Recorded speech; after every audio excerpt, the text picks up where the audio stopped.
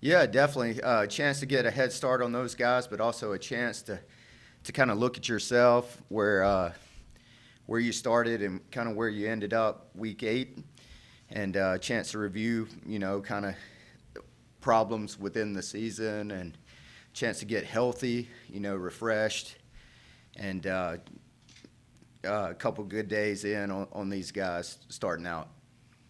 Coach, what do you see when you did some self-scouting? What did you discover this week, last week? Yeah, I mean, I've seen our team definitely improve throughout the season. I saw a lot of young guys kind of get some good exposure early on, but guys improving their technique, playing with more confidence, belief, and, trusting the scheme, trusting themselves, and, missed tackles, chance to work basic fundamental tackling last week, and chance to improve there, chance to reinstall some of our run fits, refresher course, that some of the details to kind of get left out throughout the season, but just a great opportunity to learn and teach our football team. Wes, as part of the self-scouting, do you talk to Coach Streeter and say, like, here's what I see, and does he talk to you and say, here's what I see? Is that any part of that or not really? Yeah, it's more using our support staff guys for that type of stuff. So we do a good job of using our resources. Coach Gross and his staff, they do a good job of self-scouting our defense. Same with DMAC and our crew. They self-scout our offense and give us, tips and tendencies that we've shown, areas of improvement. Hey, this may be something that teams want to exploit, different weaknesses or stuff that they see, and just a great opportunity to learn from all the knowledge in our building. Everybody talks about, you having to replace the great Brent Venables. How's DMAC doing replacing you? Yeah, I mean, I think he's doing a great job. Those guys work extremely hard. They're really knowledgeable at what they do, and I trust those guys and respect, all that they bring to the table. What challenges do you think Notre Dame will present offensively? Yeah, I mean, their physicality in the run game. What you have to stop. You got to stop the run game, and the ball is going to 87. They have some other players that they spread it around to, but those running backs, the three backs, they all got about the same carries. It'll be a challenge. Stop the run game, and then in the passing game, 87 has all the targets, and then so just physicality up front. Even though Brian and NXT came back, obviously their conditioning and other parts had a ways to go. How beneficial do you think the off week was? And how long do you think it'll be before those two are back to their sort of optimum levels all around, conditioning and all that stuff? Yeah, I think it was a great week. They got a lot of reps last week, and were able to get back going in practice. And I'm sure they'll, practice progression plan this week, no different than what it's been the past couple weeks. But just really good to see them get back going and gain more confidence in their technique and playing with pad level and all the basic fundamentals that we coach. And hopefully we can continue to gain consistency up front with those guys back in the lineup. The missed tackles and the run fits, were those the biggest issues that you think you guys still have to address after these 8 weeks, or first 8 games? Yeah, I mean, the last couple weeks definitely. Florida State, I thought we gave up a few things in the run game that we shouldn't have, and just clean up missed tackles. A lot of that comes from just being in the lineup, gaining that confidence. Some of the issues were guys being out of the lineup, or against athletic quarterbacks such as Jordan at Florida State. But speaking of guys out of the lineup, is Barrett Carter back working with you guys, and you anticipate him playing on Saturday? Yeah, he's progressing back, and don't see any setbacks, but we'll see how this week goes.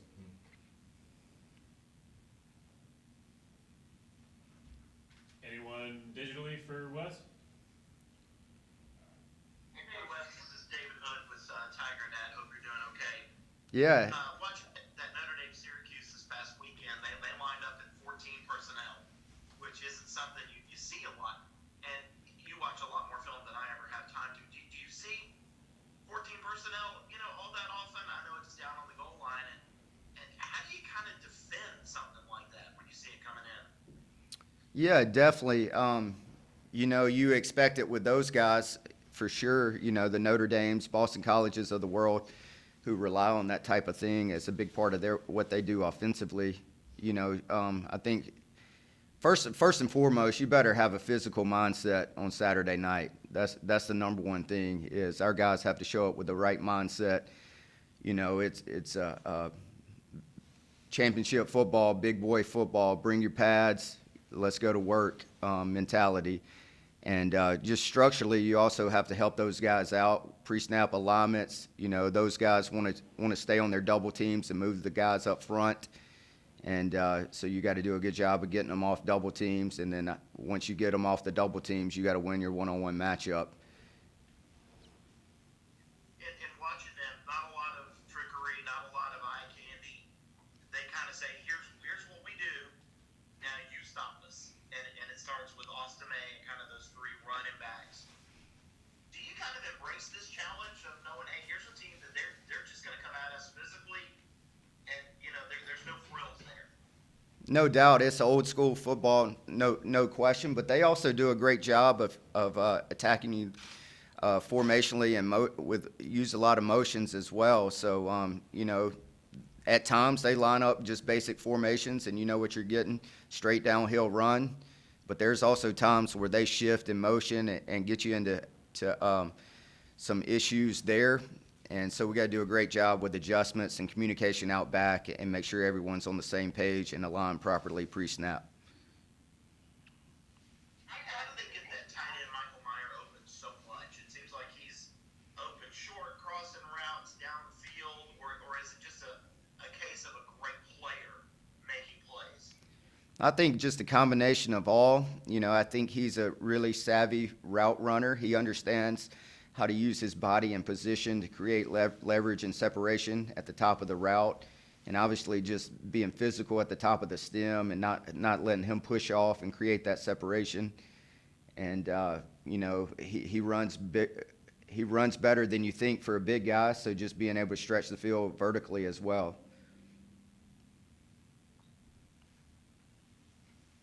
Hey, Coach Goodwin, this is Anna Adams with Clemson 24/7.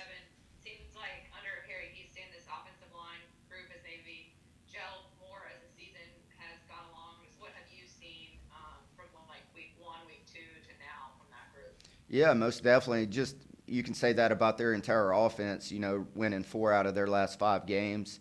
Just gaining more confidence from every position group. Quarterbacks gain more confidence as he's become the starter. Offensive line has really gelled together and really been consistent up front, running the football week in, week out. I think their backs are really, really good, and it'll be a huge challenge for us. And so be a tremendous challenge to kick off the championship phase.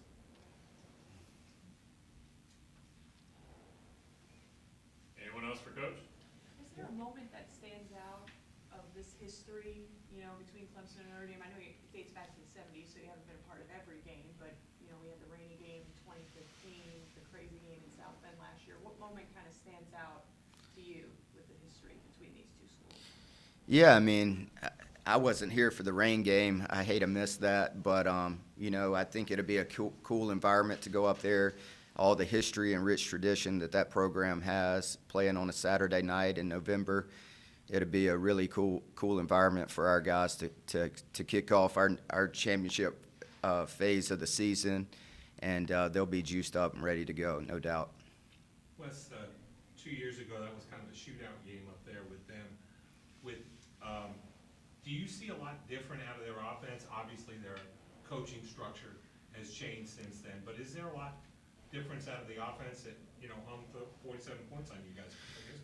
Yeah, I think you definitely see his core philosophy and what he wants to do from a passing game wise, run game wise, and just you can see how he's molded it to his different teams the past few years as well. I think their run game was a little different in 2020 than it is now, same as the passing game. But from a play caller, offensive structure, you know, it's they got stuff they hang their hats on, no doubt. Anyone else for Coach Goodwin? All right, thank you. Cool.